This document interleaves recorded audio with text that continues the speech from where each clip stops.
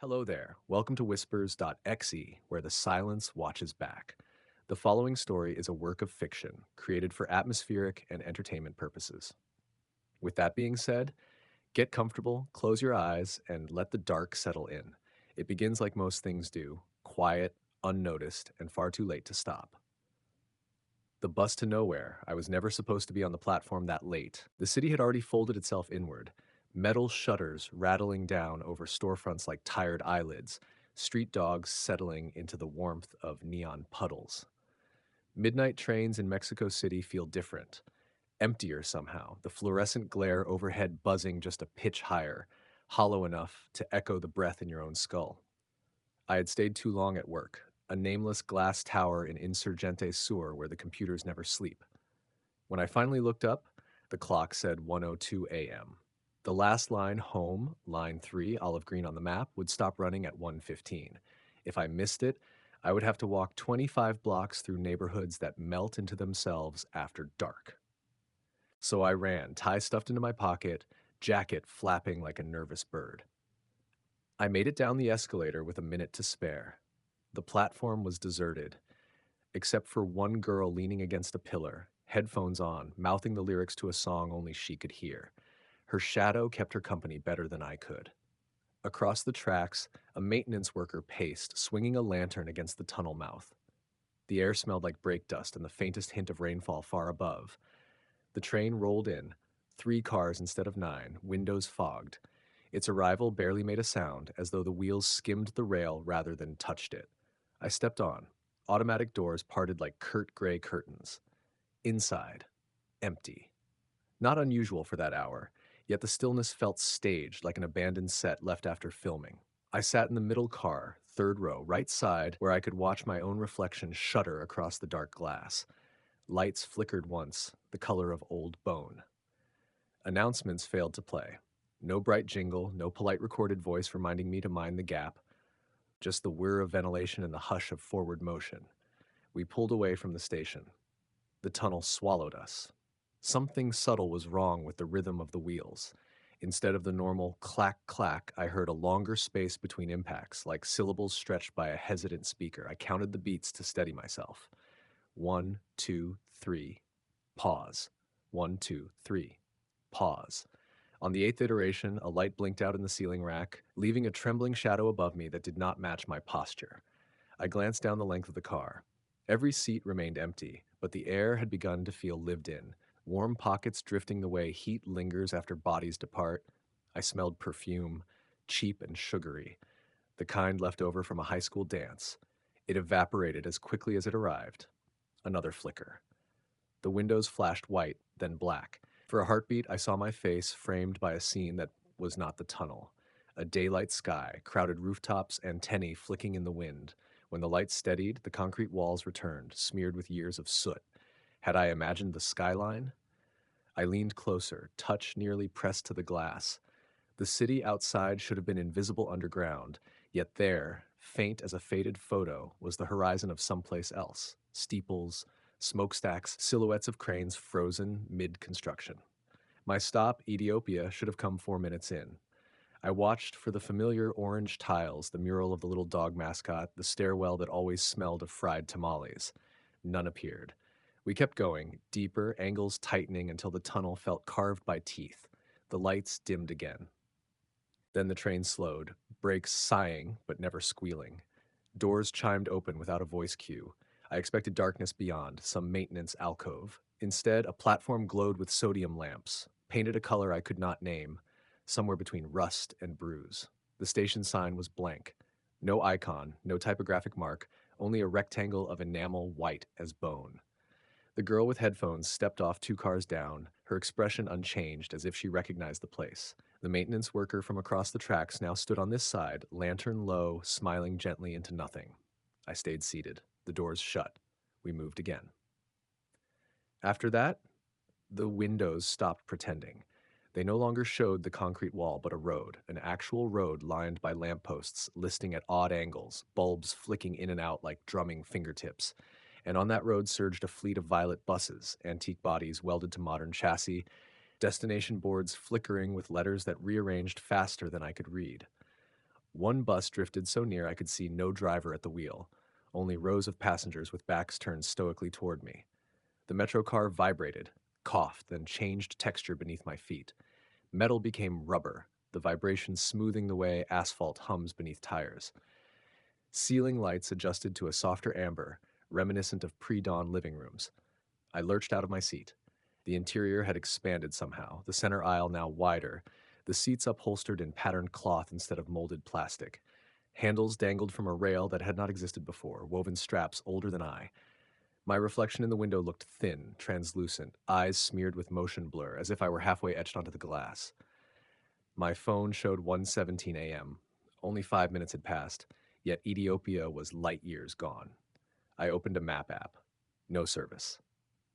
GPS cursor spun aimless, a moth around a fake moon. A message replaced the map. Rerouting, but never completed. The car, no, the bus, slowed near a curb of cracked stone. The doors hissed open sideways. Night air spilled in, cool, tinged with burnt sugar, like someone caramelizing fruit in a distant kitchen. Outside lay a town I did not know, its architecture mismatched, colonial facades welded onto brutalist blocks, graffiti and alphabets twisting away before my eyes could settle. Neon signs hummed, yet bore no language, only shapes that implied words the way smoke implies figures. A man boarded wearing a suit identical to mine, but sun-bleached, frayed at the cuffs as if 50 years older. He sat across from me, briefcase on his knees. He watched the aisle instead of the window. His face seemed familiar, perhaps a coworker I'd passed in the elevator daily and never greeted. He offered a nod that felt rehearsed. I tried to speak. Este bus va a la línea 3? He tilted his head as though hearing static instead of words. His eyes were gray, without center. The doors closed. We accelerated. Cityscape changed outside like pages flipped too quickly. A desert village baked in noon glare, then a rain-slick street where paper lanterns swayed, then a forest ringed by moss-covered rails. Each shift came with a faint jolt, like passing between aligned mirrors.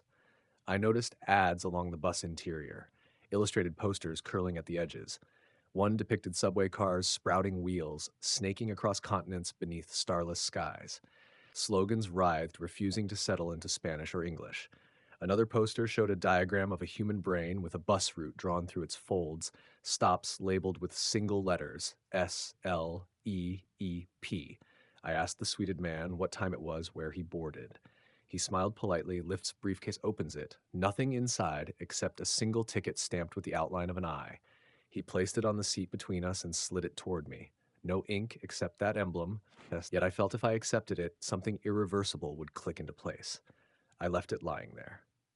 Our next stop surfaced through fog. A sign overhead flashed numb, then blinked, now read nub, then null. The bus opened its doors. Hundreds stood waiting, wearing coats of sand-colored fabric, faces all turned away.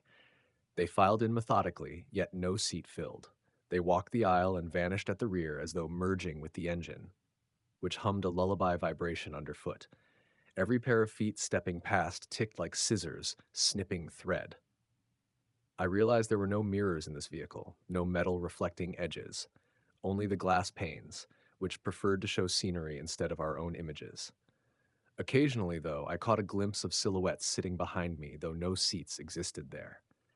The sweeted man finally spoke, but his voice issued from the overhead speaker, detached from his lips. Next and only stop memory deferred. Then silence. He smiled wider, satisfied. Panic reached me like a delayed wave. I pressed the stop button. A dull click echoed, but the bus did not slow. I stood, stumbled down the aisle, searching for a driver. At the front, a plastic partition obscured the cockpit. I leaned closer. Behind the scratched plexiglass sat an empty seat, steering wheel turning by itself like it was stroking circles upon an invisible drum. The windshield revealed nothing but darkness, depthless, a hollow too large for eyes. I banged on the partition. The rhythm of wheels hiccuped, then resumed. The speaker crackled. A child's voice whispered, "Sit down." We're almost there. I spun, but no child rode with us. I backed away until my calves struck a seat. I sank, pulse thudding like fists on doors that would never ever be answered. Outside, the landscape blurred into a single smear of gray-green twilight. Shapes suggested mountains, perhaps sea cliffs, perhaps crumbling high-rises. Rain began, strangely slow drops visible in their descent, hanging like beads on invisible strings before completing the fall. Each drop struck the window with a tone, clear, nearly musical, a faint chime climbing the scale until it settled on a note that vibrated bone. Passengers shifted in their invisible seats, as though tuning instruments to that same frequency. My thoughts frayed. I tried to remember my apartment: white walls, a cactus by the sill, the hum of the refrigerator cycling at dawn. The details leaked through cracks forming in memory. The plant's name, the color of the door. Every recollection felt secondhand, like recalling scenes from a film watched half asleep. I reached for my phone to anchor myself. The screen lit blank, then displayed a metro map I'd never seen. Interlaced loops of colorless lines, stations labeled with single verbs: forget, drift, turn, arrive.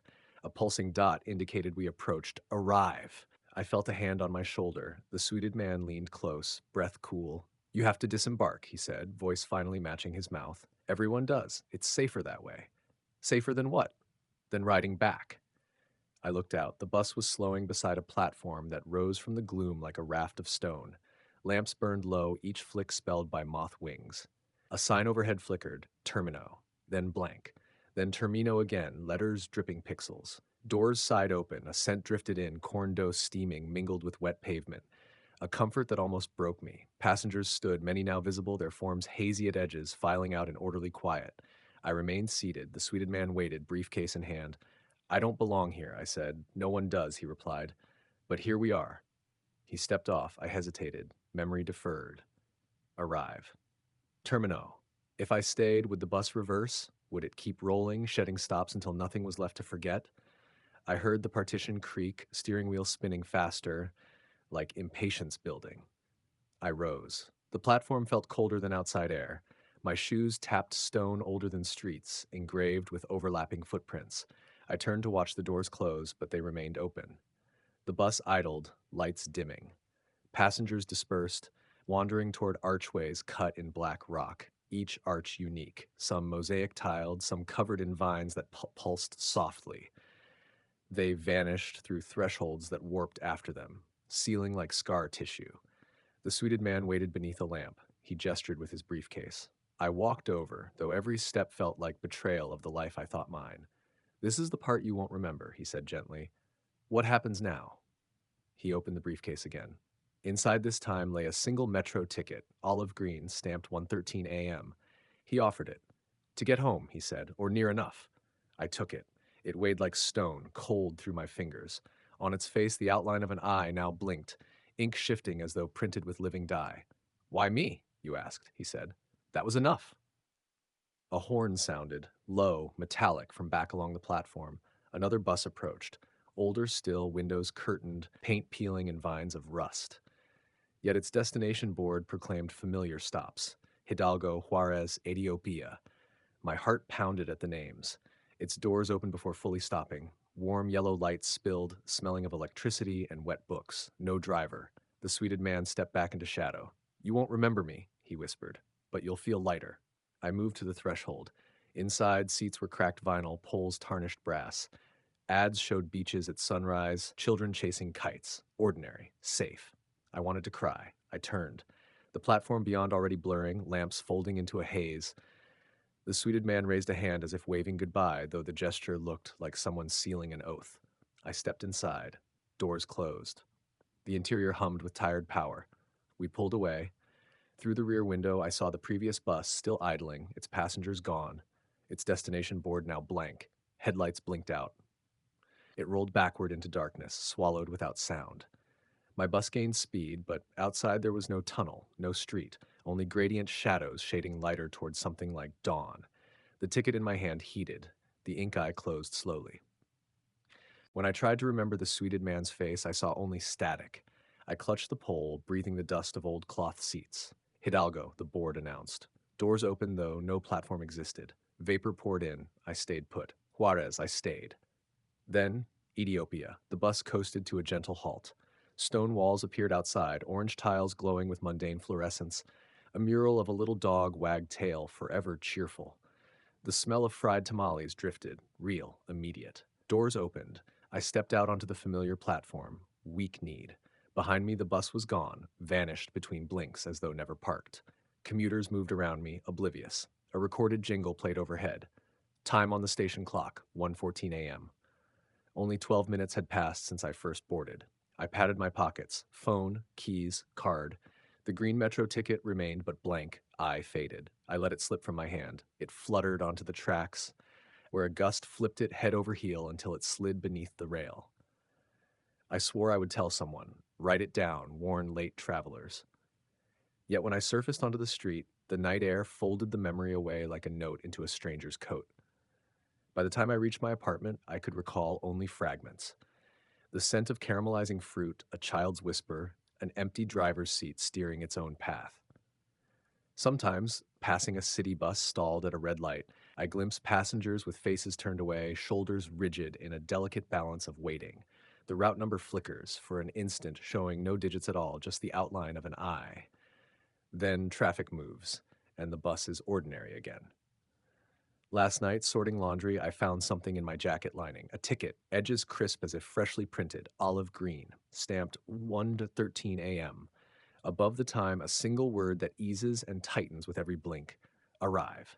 I do not remember sewing a secret pocket. I do not remember taking the jacket off at all. But the ticket waits, warm now, pulsing like a small animal. And somewhere beneath the city, the wheels begin to turn, seeking the rhythm that slips between heartbeats. 1, 2, 3, pause. Waiting for the moment I look away. The silence knows the way. It always does. I thought about burning the ticket. I held it over the stove one night, its paper so dry, so eager to curl, and yet when the flame neared, the air thickened. Not with smoke, not with heat, with a pressure like someone gently resting their palm on my chest. I didn't strike the lighter. I folded the ticket back into the pocket. The days afterward were louder somehow. Sounds had weight. Dog barks rang sharper. The screech of brakes stayed longer in my ears. I began to lose track of time, not in the distracted sense, but literally. I'd blink and my computer clock would jump ahead 15, 20 minutes, sometimes more.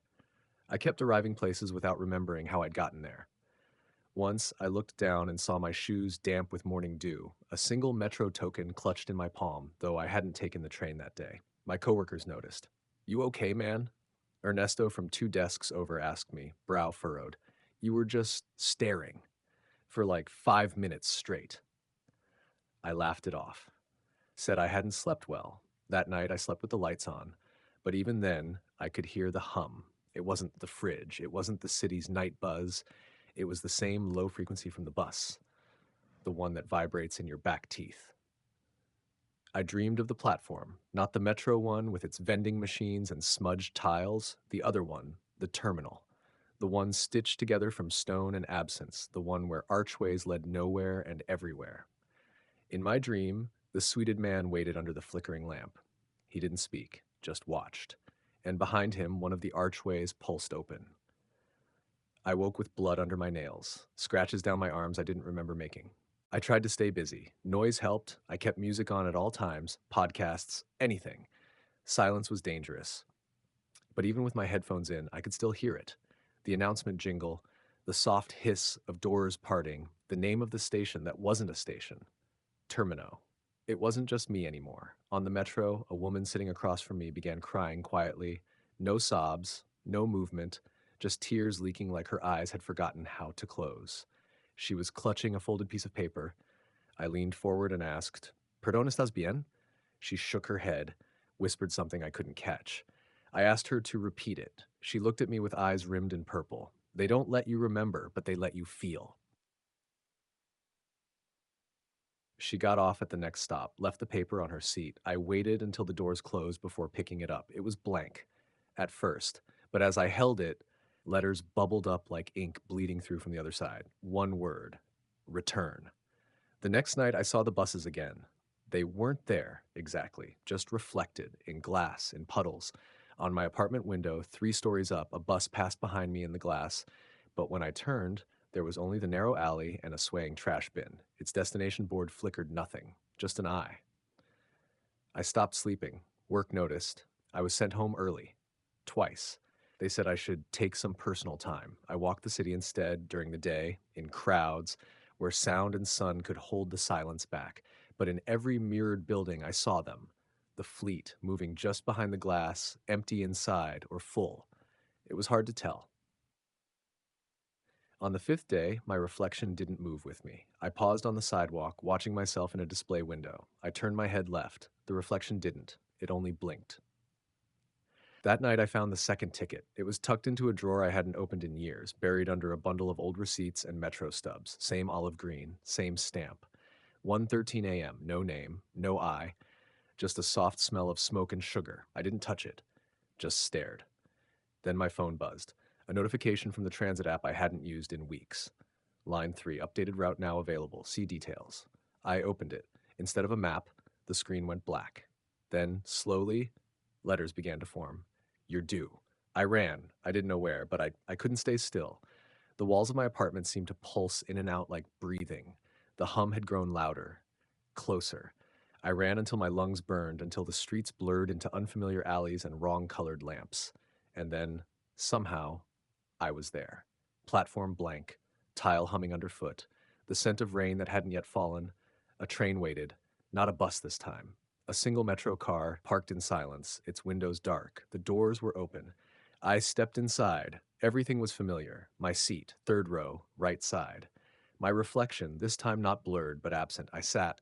Lights flickered. The doors closed. We moved. The tunnel outside stretched longer than it should have. Every few seconds, a station passed, but each was wrong. Too narrow, too dark, built from materials that didn't belong. One was tiled in bone-white ceramic, the grout pulsing faintly.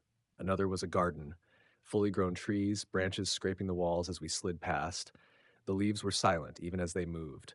One platform held only a mirror, 12 feet tall. As we passed, I saw people standing on my side of the glass, watching me, mouths moving in a panic I couldn't hear. The announcement jingle played. A voice followed, not mechanical, not human. It said, "You're returning. Thank you for choosing us." Then silence. The lights dimmed. We stopped. The doors opened. It was the platform again. Termino, the suited man, waited. So did the others. A crowd now, all wearing my face, each slightly wrong. One was older, one younger, one missing half a mouth, one wept blood. They all looked at me, then turned and walked, through separate arches. I didn't move. I waited for them to vanish. Then the man approached. "Why again?" I asked. His eyes were gentle, not kind, but practiced. "You're with what?" "Letting go." He handed me a third ticket, stamped 113. This time it was red. He didn't say more. He turned and vanished into the fog. I didn't follow, not this time. I stepped back into the metro car. The doors closed. We moved. The light grew brighter. The windows began to fog. When I opened my eyes again, I was home, in bed, phone on the charger, no sign of the tickets, no smell of smoke or sugar, but in the pocket of my jacket, a patch of fabric torn clean where a hidden compartment used to be. And from far outside, beneath concrete, beneath rail, beneath bone, a horn, long, low, waiting. I didn't go to work the next day. I didn't call in either. There didn't seem to be a point. When I tried opening my laptop, the screen refused to boot, just static. White-gray fuzz that twitched like flies under glass. My phone, too, began to act strange. The touchscreen lagged, my contacts disappeared, one name appeared in their place. Unknown, 1:13 a.m., no number. Just that. And always at the top, even if I deleted it, even after a factory reset. I tried talking to someone, my friend Anna. She's grounded, steady, the kind of person who lights candles without irony and keeps small plants alive on her balcony. I figured if anyone could pull me out of whatever was happening, it would be her. We met at a cafe on the edge of Roma. Bright place, all glass and chatter and the clink of silverware. It was safe. I felt normal for a few minutes, until I saw the driver. Across the street, inside an old city bus that hadn't run in years, rusted wheels, broken windows, I saw someone sitting at the wheel, not driving, just watching me. Anna saw my face. She leaned forward, lowered her voice. "Tell me." So I did. Not all of it, just enough. The ticket, the late train, the strange stops. She didn't interrupt, didn't laugh. When I was done, she was quiet for a long time. Then she said my grandmother used to tell stories like that. She was from Iztapalapa, said the tunnels under the city go deeper than anyone admits. Said if you listen hard enough, you can hear voices down there. Ones that don't belong to people anymore. Ones that never did. She touched her teacup, turned it slowly. She said there's more than one way to get lost in a city. Sometimes your body stays, but the rest of you takes a different route. I asked her if she believed it. She didn't answer. Instead, she reached into her bag and pulled out a photo, folded and worn, black and white. A girl, maybe 12, standing beside a platform, not a metro one. This was older, wood planks, a gaslight overhead. The girl smiled like someone had just called her name. In her hand, a ticket, olive green, stamped 113. I stared. Who is this? My grandmother, Anna said. She disappeared 2 days after this was taken. No one ever found her. She looked down at her tea. They said she ran away. I never believed it. I left the cafe shaking. I walked for hours, through neighborhoods I hadn't visited in years. The city blurred. Faces blurred. Every reflective surface, shop windows, mirrors, car doors flickered with movement just as I passed. Not my reflection. Something behind it. That night I tried to sleep. I couldn't. The ticket was back. Same place, same wait. 1:13 a.m. I sat with it in my hand, the seconds dragging like chains. Outside, the night pressed in too tightly. I could hear it again. The hum, the brakes, the quiet jingle before an announcement. My ears rang with silence too perfect to be natural. At 1:13 exactly, I stood. I didn't decide to. I just did. Like a magnet was pulling me through the ribs. I walked barefoot to the door, down 3 flights, out into the street. The city was asleep, but the streetlight flickered yellow, and parked beneath it, gleaming despite the dust, was a bus. Numberless, windows dark, doors open. I stepped inside, the floor creaked. Seats were different this time, worn velvet, little headrest doilies with lace edges. A faint melody played, something warbled, off-key, like a child's music box winding down. There were passengers already seated, dozens, all of them facing forward, all of them wearing their Sunday best, none of them moving. I moved down the aisle, searching for a seat. None of them looked at me. Until the last row. A woman sat there, back straight. She turned her head slowly, and I saw Anna's grandmother, just as she looked in the photo, unaged, unchanged. She smiled. I told her I'd wait, she said. I sat, not next to her. A few rows ahead, the bus began to move, not with a jolt, just momentum, like it had always been moving. Outside the window, the city changed. We passed streets with no names, signs written in reverse letters, shops selling nothing but mirrors, none of which reflected. We passed a procession of people walking backward, each holding a candle that never flickered. The bus made no sound. Even the wheels were silent. Eventually, the overhead light dimmed. An announcement played. Not in words, in memory. I saw my apartment, my parents. A park I used to visit as a child, with cracked swings and bees nesting in the slide. Each image a station, each station passed. Faster. Then darkness, then a voice. Final stop. Doors opened. Outside, a platform of water. Still, reflective. No railings, no walls, just the sense of vastness, like standing at the edge of a sea that didn't move. One by one, the passengers rose, walked off, stepped onto the water, didn't sink, didn't float, just faded. I stayed in my seat. The woman behind me, the grandmother, stood, paused, touched my shoulder. You don't have to go yet. Then she stepped off and was gone.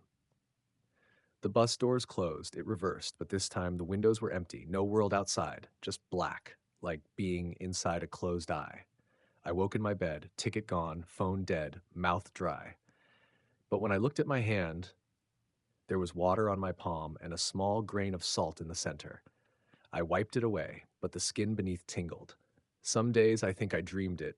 Others, I catch the scent of sugar on the wind, hear a soft chime with no source, find a scrap of green paper in my laundry, or see a bus I've never seen before, waiting at a corner that didn't exist yesterday. And some nights when I pass mirrored windows, I see not one reflection, but two. One of them always watching, always waiting. And I know, someday soon, the route will call me again, and this time, I might not come back. Morning light arrived, but it felt theatrical. Pink veneers of sunrise painted onto buildings that seemed thinner, almost hollow. I left my apartment early, wanting to walk among people before the day could decide what was real. I bought coffee at a kiosk. The cup felt too light, liquid sloshing, but offering no warmth. When I raised it to sip, the reflection on the surface showed a ceiling of fluorescent bulbs, not the sky above. A drip struck my wrist, lukewarm. The image rippled and became ordinary again.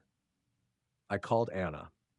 My voice sounded distant to my own ears, like it traveled through a tin can string stretching down every tunnel in the city. She answered, breathless. I need to see you, I said. I was about to call, she replied. Something's wrong with the photos. What photos? The ones of my grandmother. They changed. We met at her apartment, a narrow second floor walk up smelling of basil and sunlight. Plants crowded the balcony rail. Their leaves trembled, though the air was still. Anna spread 3 photographs on the kitchen table. All were copies of the old black and white print she'd shown me. The girl, the platform, the ticket. But now, subtle shifts crawled across the glossy surfaces like worms beneath skin. The ticket in her grandmother's hand was turning red in one copy, soot black in another. In the last, her fist was empty, fingers splayed in shock. What does it mean? She whispered. I didn't answer. Instead, I heard the buzz of a distant speaker, the hush of doors. We spent the day searching archives, digital scans of transit maps, forgotten newsreels, rumor boards populated by insomniacs. A pattern surfaced, scattered accounts of disappearing passengers all between 1:05 and 1:20 a.m. across decades. Streetcars in the 1920s, trolley buses in the 1950s, metro trains after 1969. Always the same whispers, missed stops, lights flickering, strange routes that looped riders through places no map recorded, and always tickets stamped 113. Night approached like a shutter sliding down. The noises of the city thinned, each car horn and vendor call stretched farther apart until silence seeped in between them. Anna turned off her laptop. I keep hearing music, she said. A music box like the one in your story. I heard it too, faint, as though played in a room we'd already walked past. We can't outrun it, I told her. Then we need to face it. We chose the abandoned station beneath Palacio de los Deportes, never completed, sealed in concrete after funding vanished. Legend said its platforms still connected to the main network through ghost interchanges used only for storage cars. At 11:45 p.m., we slipped through a maintenance gate, down rusted stairs, guided by a single flashlight. Dust motes glimmered like drowned stars in its beam. Deep below, we reached a corridor tiled in avocado green, grout flaking. A noise trembled through the walls, the low mechanical heartbeat of something alive and buried. My pocket grew warm. I pulled out the ticket, reappeared at dusk despite my checks. Tonight its ink pulsed, time blinking between 1 to 12 and 1:13 like a faulty clock unsure when to prophesize. We entered the platform. Tracks lay under a skin of gray water, reflecting so perfectly they looked like polished obsidian. No trains waited. Only the tunnel mouth yawned, breathing cool air that smelled of wet iron and burnt sugar. Anna clutched my arm. Her eyes shone with reflections that didn't match the ambient light. Do you see them? She whispered. At first I saw nothing. Then forms resolved, silhouettes along the opposite edge, as if a parallel platform existed behind glass. Men in fedoras, women in shawls, children clutching paper tickets, their outlines flickering through decades of fashion. One by one, their heads turned toward us.